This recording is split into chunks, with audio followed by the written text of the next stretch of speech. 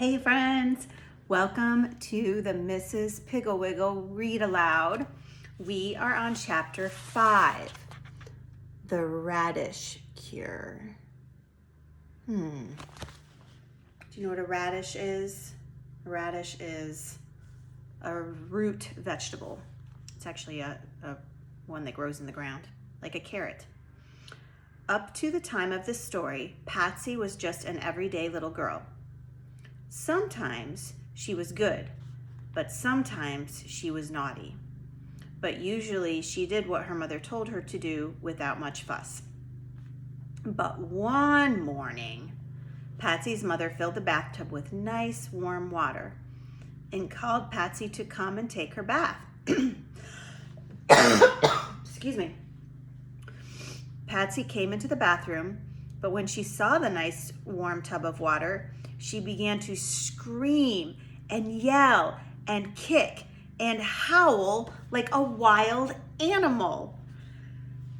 Excuse me. Naturally, her mother was quite surprised to see her daughter acting so peculiarly, but she didn't say anything, just took off Patsy's bathrobe and said, "Now, Patsy, stop all this nonsense and hop into the tub." Excuse me. Sometimes my allergies are kicking up. Patsy gave a piercing shriek and ran from the bathroom, stark naked and yelling, "I won't take a bath! I won't ever take a bath! I hate baths! I hate baths! I hate baths!"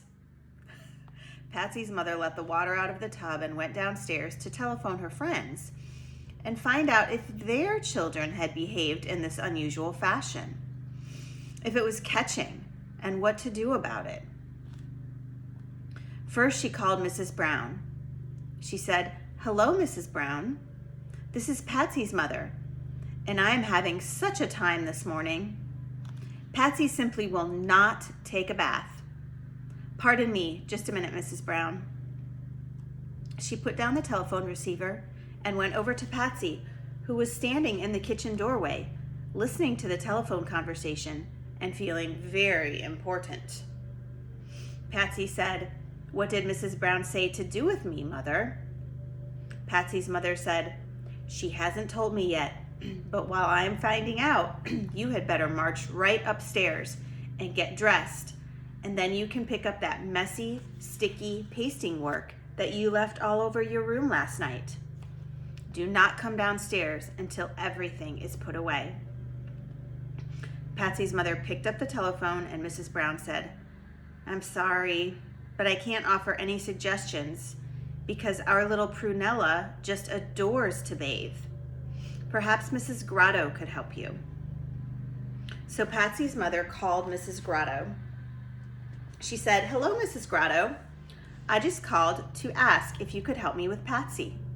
She won't take a bath, and I am at my wit's end." Mrs. Grotto said, "Well, frankly, I don't know what to suggest because our little Paraphernalia simply worships her bath. Of course, Paraphernalia is quite a remarkable child anyway. Why, Thursday afternoon, she said." Yes, I know," said Patsy's mother quickly. "Goodbye, Mrs. Grotto. Thank you anyway." And then Patsy's mother called Mrs. Broomrack. "Good morning, Mrs. Broomrack," she said a little too brightly. "I wonder if you would do me a favor." "Why, of course, dear, of course," said Mrs. Broomrack. "Well," said Patsy's mother, "this morning, for the first time in her life, our little Patsy won't take a bath. The very idea seems to make her hysterical, and I don't know what to do." Mrs. Broomrack said, "Well, all alone in that big house with that unimaginable child, poor you. Personally, I don't know what to say because our little Cormorant looks forward to taking a bath. Bathing is his favorite pastime. In fact, sometimes we can't get him out of the tub." "Why don't you let him stay in then?" said Patsy's mother. "Because he might drown," squealed Mrs. Broomrack. "Well," said Patsy's mother as she hung up the phone, "by this time She was feeling rather depressed because it seemed that bathing was the most popular indoor sport with every other child in town but her own. In desperation, she decided to call Mrs. Pigglewiggle. She should know about children, thought Patsy's mother. She certainly has her house crawling with them day and night. It certainly was fortunate for Patsy's mother that she thought of Mrs. Pigglewiggle, because although Mrs. Pigglewiggle had no children of her own and lives in an upside-down house, she understands children better than anybody in the whole world. She is always ready to stop whatever she is doing and have a tea party. She is glad to have children dig worms in her petunia bed. Petunia is a kind of flower. She has a large trunk full of scraps for doll clothes and another trunk full of valuable rocks with gold in them. She is delighted to have children pick up and look at all the little things which she keeps on her tables. And when Hubert Prentice dropped the glass ball that snowed on the children when you shook it, she said, "Heavens, Hubert, don't cry. I'm so glad this happened. For years and years I have wanted to know what was in that glass ball." Mrs. Pigglewiggle takes it for granted that you will want to try on her shoes and go wiggling around on her high heels, which is probably why she was not at all surprised when Patsy's mother told her about the bath. "I suppose we all come to it sooner or later," she said. "Well, from my experience, I would say that the radish cure is probably the quickest and most lasting." "The radish cure?" asked Patsy's mother. "Yes," said Mrs. Pigglewiggle. "The radish cure is just what Patsy needs. All you have to do is buy one package of radish seeds. The small red round ones that are the best. And don't get that long white icicle type. Then let Patsy strictly alone, as far as washing is concerned, for several weeks. When she has about half an inch of rich black dirt all over her, and after she is asleep at night, scatter radish seeds on her arms and head. Press them in gently and then just wait. I don't think you will have to water them because we are in the rainy season now, and she probably will go outdoors now and then. When the little radish plants have 3 leaves, you may begin pulling the largest ones. Oh yes, Patsy will probably look quite horrible before the radish cure is over. So if you find that she is scaring too many people, or her father objects to having her around, let me know and I will be glad to take her over here. You see, all of my visitors are children, and dirt does not frighten them." And Patsy's mother thanked Mrs. Pigglewiggle very, very much for her kind advice, and then called up Patsy's father and told him to be sure and bring home a package of radish seeds. Early Red Globe, she thought they were called. The next morning, she didn't say one word to Patsy about a bath, and so Patsy was sweet and didn't act like a wild animal. The next day was the same, and so was the next and the next. When Sunday came, Patsy was a rather dark, blackish gray color, so her mother suggested that she stay home from Sunday school. Patsy's father, who was by this time had been told of the radish cure, didn't say anything to Patsy about washing, but he winced whenever he looked at her.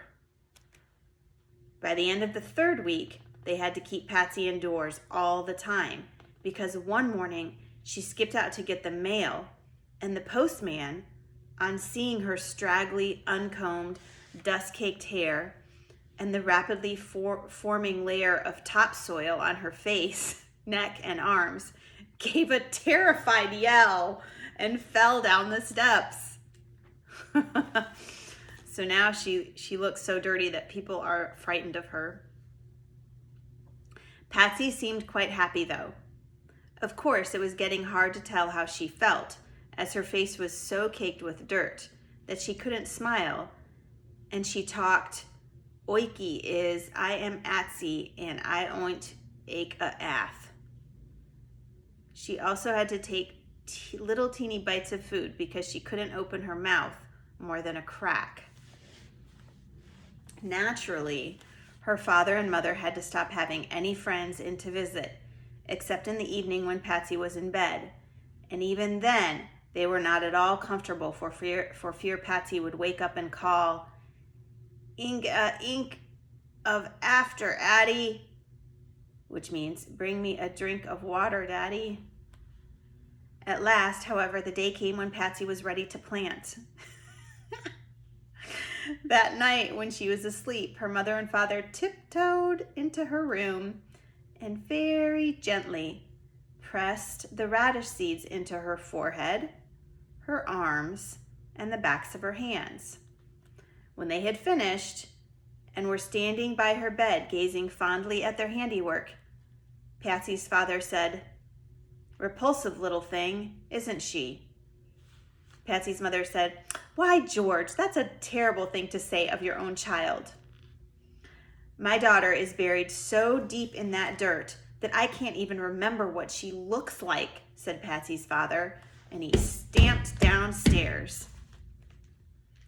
The radish cure is certainly hard on the parents.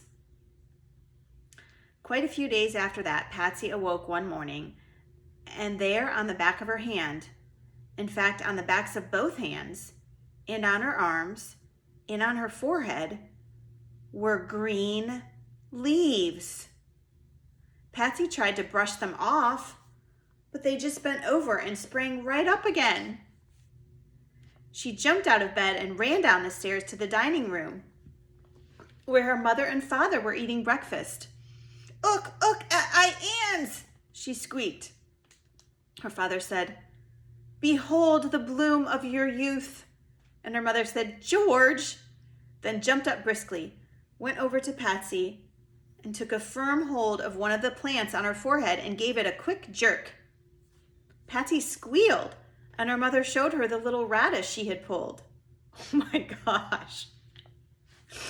Patsy tried to pull one out of her arm, but her hands were so caked with dirt that she couldn't grasp the little leaves, so her mother had to pull them. Oh my gosh, that's so gross.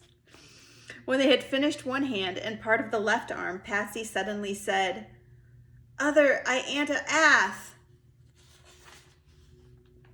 "What did you say?" asked her mother, busily pulling the radishes and putting them in neat little piles on the dining table. Oh, here's a picture. I'm gonna get really close so you can see it. I think she'd look a lot dirtier than that, but she does have plants growing all over her. Look at her dad in the background. He's like, ugh. "What did you say?" asked her mother, busily pulling the radishes and putting them in neat little piles on the dining room table. "I want a bath," said Patsy so plainly that it cracked the mud on her left cheek. Patsy's mother said, "I think it had better be a shower." And without another word, she went in and turned on the warm water. Patsy was in the shower all that day. She used up 2 whole bars of soap, and she didn't even come out for lunch. But when her father came home for dinner, there she was, waiting for him at the door. Clean and smelling good and smiling. And in her hand, she had a plate of little red radishes. That was a funny chapter. I liked that one. Wow. All right, thank you for joining me for Mrs. Piggle Wiggle Read Aloud. And I'll probably post another one of these in a couple days. See you next time.